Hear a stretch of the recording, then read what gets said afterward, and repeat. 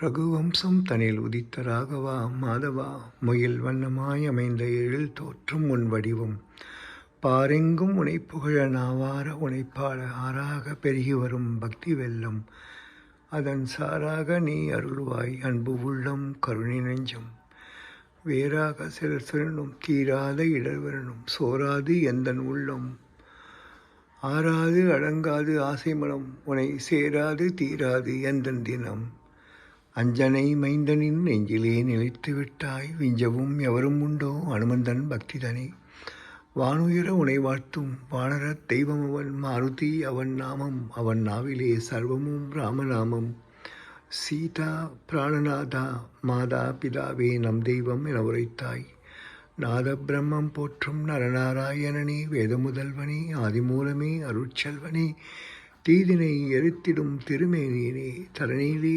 உயிர்க்கெல்லாம் நீயே கதி தயாநிதியே தரணியிலே உயிர்க்கெல்லாம் நீயே கதி தயாநிதி. இன்றைக்கி ரொம்ப ஒரு பொன்னான நாள். சரித்திரத்தில் ஏட்டில் பொன் எழுத்துக்களால் பொறிக்கப்பட வேண்டிய ஒரு அற்புதமான திவ்யமான மகோன்னதமான ஒரு நாள்.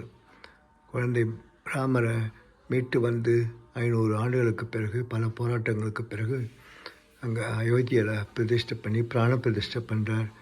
நமக்கெல்லாம் ஒரு முன்னோடியாக, உலகத்துக்கே ஒரு முன்னோடியாக இருக்கிற, நம்மளால் மிகவும் நேசிக்கப்படுற நம்ம மதிப்பிற்குரிய பிரதமர் மோடிஜி அவர்கள், அவர் ஒரு அனுமான ஸ்தானத்தில் இருந்து காரியங்கள்லாம் பண்ணிட்டுருக்கார்.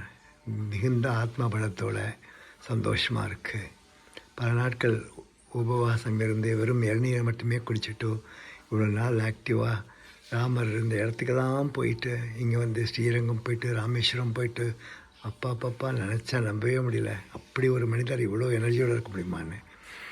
எல்லோரும் ராமநாமத்தை சொல்லுவோம், ராமரை ஆழ்ந்து வணங்குவோம். அந்த உத்தம புருஷர் உலகத்திற்கே வெளிச்சம் காமிக்கணும், உலகத்திற்கே நல்ல நீதியை போதிக்கணும் அப்படிங்கிற ஒரு பிரார்த்தனையோடு எங்கள் நாளை ஆரம்பிப்போம். ஸ்ரீராம் ஜெயராம், ஸ்ரீராம் ஜெய் ஜெய் ராம்.